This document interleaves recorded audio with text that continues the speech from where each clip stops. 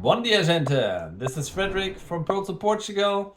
Portugal has become very popular in the last couple of years, and if you're thinking about moving to Portugal, we prepared 10 tips for you of how to move to Portugal in the best way. Number one, I think it's always important to check your motivation in the beginning why you would like to move to Portugal. If you fell in love with Portugal, that's one thing. If you're not satisfied with your home country, with politicians or the weather, that's something else.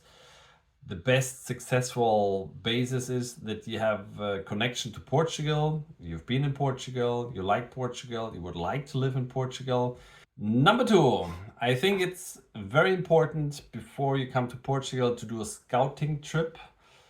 Although you might have been to Portugal, to Lisbon or the Algarve and spent lovely vacations here, it's something else. Living in Portugal is not vacation, it's daily life. Take 10 days, 2 weeks to explore the regions. It's a small country, but it has a lot of different landscapes, a lot of different cultures. So take your time, do a scouting trip, and find the best region for you. Number three, I think it's also important to find the best way to settle in Portugal for you, or how much Portugal you would like to have right from the beginning. Some people come 100%. Some people just a couple of weeks. Some people spend months in Portugal, go back and forth and see the best way you can settle in Portugal. Number four, if you want to move to Portugal, or if you have moved to Portugal and also finally would like to settle in Portugal, it's very important to solve issues or get maybe help in a Portuguese manner, not in the manner you used to do things in your home country. Portuguese people solve a lot of things in a dialogue. It's a very communication oriented society.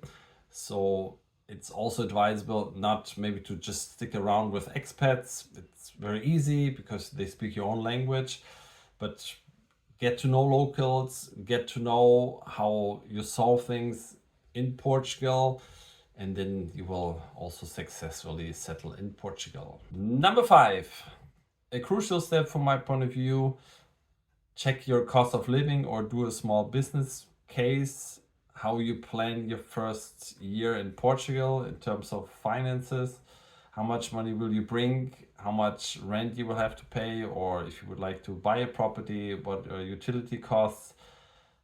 Portugal is quite cheap in some aspects, although salaries, for example, are low. Some things might be more expensive than in your home country. So do a small business case, check your finances to avoid any unpleasant surprises. Number six, if you would like to move to Portugal, you also need a place to stay. If you would like to rent or to buy, don't overcomplicate things.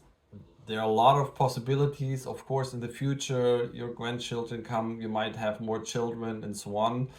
It doesn't really matter, or it could matter, but still try to make it as simple as possible, especially usually the choice or the decision is done by two people, which is complicated enough. Don't bring too much ifs into the equation. Keep it simple. Look for something that is your dream currently, your current dream, and you'll be fine. Number seven, very important, find the right region for you.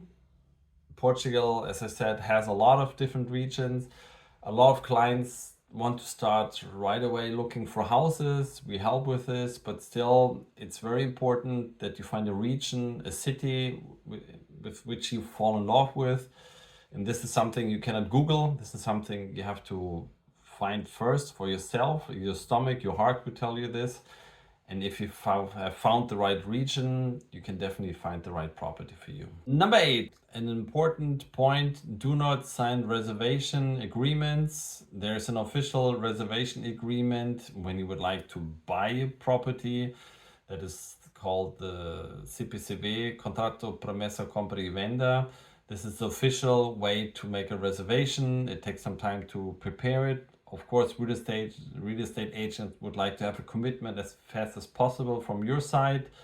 They will offer you reservation contracts. It's not advisable to sign them. It's not badly intended from their side, but there's an official document, and if there's trouble, any court will ask you why you didn't do the official reservation contract.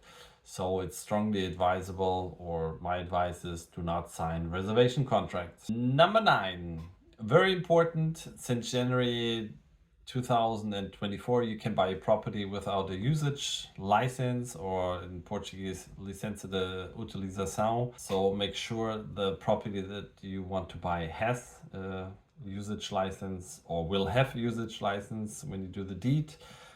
Anything else doesn't make sense. Number 10, important point, if you'd like to move to Portugal, but only in the future, but feel tempted to buy a piece of land now or in the near future, don't do so. It doesn't really make a lot of sense. Why? The municipality plans might change in the future. So if you currently can transfer a house, an agriculture house, into a living house, and this might not be possible in the future anymore, and your property or the piece of land loses value. So if you would like to buy something now and use it in the future, from my point of view, it's not a smart idea. If you'd like to come in 2-3 years, then look for a piece of land in 2 or 3 years. That's the 10 tips of moving to Portugal. If you have comments or other ideas that you would like to share with us, please leave them in the comment section.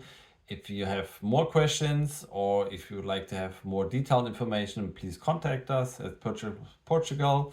Follow us, and don't forget, stop surviving, start living. See you in Portugal.